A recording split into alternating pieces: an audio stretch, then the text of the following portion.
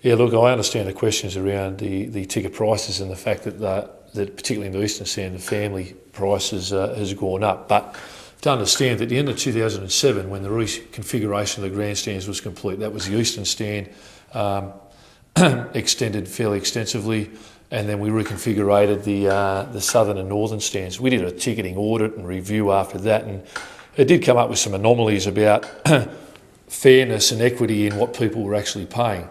So from the beginning of 2008, we made a decision that we would actually come up with a fair and equitable system for everyone. There in 2008, well, first of all, what we did was set the gate prices the same for the next 3 years. So the gate prices, your entry into the ground, game by game, would be the same for 2008, 2009 and 2010. Then we made a simple process where in 2008, we would charge for a season ticket for 8.5 games. So you got 3.5 games free of charge. So you actually, if you work out, if in the Eastern Stand, the gate price is X amount, you times that by 8.5, and that was what the price of the season ticket was. In 2009, that would go to 8.75 games, and in 2010, it would go to 9 games. So in 2010, you'll be paying for 9 games, but you'll be actually getting 12 free. This year, you paid for 8.5 games, and you're entitled to go to all 12 games. There are some anomalies there because of the different pricing structures where some people's season tickets actually decreased, others increased. In the Eastern Stand in particular, there was a fairly substantial increase because those were the people that were actually getting the best deal compared to the rest of the stadium. And it's always been my view that the Eastern Stand is actually probably one of the best views, if not the best view in the stadium. So with the Eastern Stand, we then found that if we were going, particularly around the family pass, that we were going to have a massive increase if we just stung families straight away in this new structure. So we went back and said, in 2008, you're going to pay as a family, which is 2 adults and 2 children, you're actually going to pay for 8.5 games. But because that was such a big increase on what they'd previously been paying, we decided in 2008 that you would only pay for the 2 adults.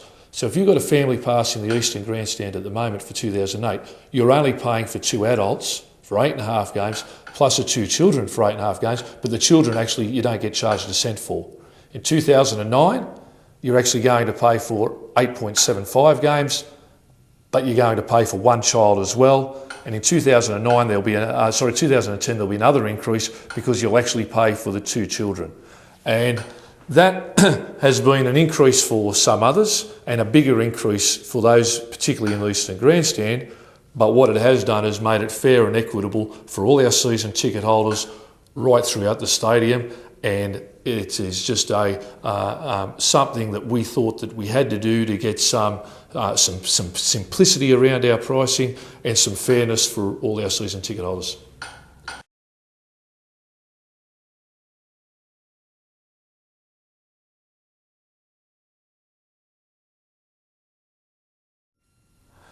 Well, I think that we've always prided ourselves on being a family-friendly club. You know, we do a lot of work in the community, and we understand the importance of the community, and we understand the importance of families coming to our games. That's why with season tickets, when I was talking to season tickets earlier, I failed to point out our loyalty system around that, where if you're a season ticket holder and you renew after 1 year, you get 5% off. You renew after 2 years, you get 10% off. And if you renew after your 3rd year, you get 15% off. And that 15% stays with you for as long as you're a season ticket holder. So I think that encourages, again, families. So some of those price hikes that you receive lately have been offset by the loyalty discount. The other thing is that we've always kept the hills, okay? And a family can buy a season ticket on the hill for $315, which works out at $6.56 per person. With the loyalty agreement, that drops to, if you've got the 15% loyalty, that drops to $5.57 per ticket for a family. The other thing is that if you just wanted to turn up on game day for a family ticket, for two adults and 2 children, you can buy a season or a family ticket to the game for $38. I think that is quite good value when you compare it to other forms of entertainment for for families. So I'd like to think that we have kept our family-friendly perspective on life. There's been some pressure from outside sources and people that come to the games and people that live out of here, out of town from Townsville, who want a seat for every game, that possibly we should fill in the hill and have the stadium an all-seated stadium. We haven't bowed to any of that pressure because we think the hill in particular lends itself to families where they come, they put their rug out, they spend time, the kids can run around a little bit and they can have an affordable night out in a relaxed atmosphere.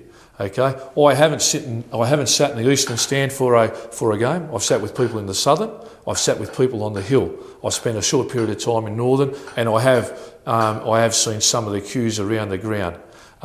We are working heavily with Stadiums Queensland, particularly this off-season, to try and improve the concessions around the food and beverage, particularly under the eastern grandstand for our patrons. We don't want patrons, and our fans and people that support this club to be sitting, be standing in queues waiting to go to the toilet or to wait for a beer or for some food. But that's what we've got at the moment, particularly when we have the bigger crowds here. It's something that we obviously understand. It's something that we want to try and combat, and it's something we're working with Stadiums Queensland. And I think I hope you'll see some big improvements in that area, particularly under the eastern grandstand come next season. But I don't think we're not family friendly. We understand that we have a lot of passionate support from families, and we think that we've set up some systems that allows families to come and watch us play.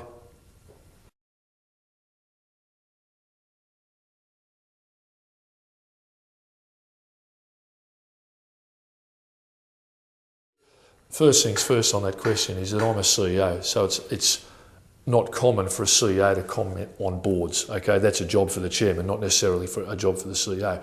But if there was a person that wanted to put themselves up for nomination to get a position on the Leagues Club board, then that is open to anybody.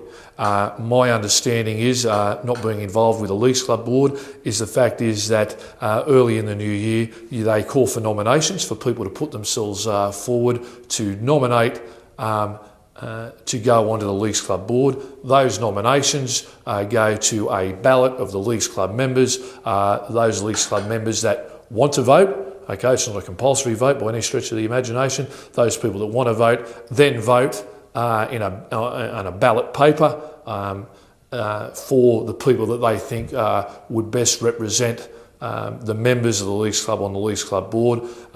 It is my understanding that a few of those directors that are elected are on a rotational basis and have to seek re-election every couple of years. So look, if you were interested in getting onto the Leagues Club board, there is certainly a system in place that the Leagues Club could help you with, where you could actually put your name forward and nominate yourself to be considered by the members to go onto that board.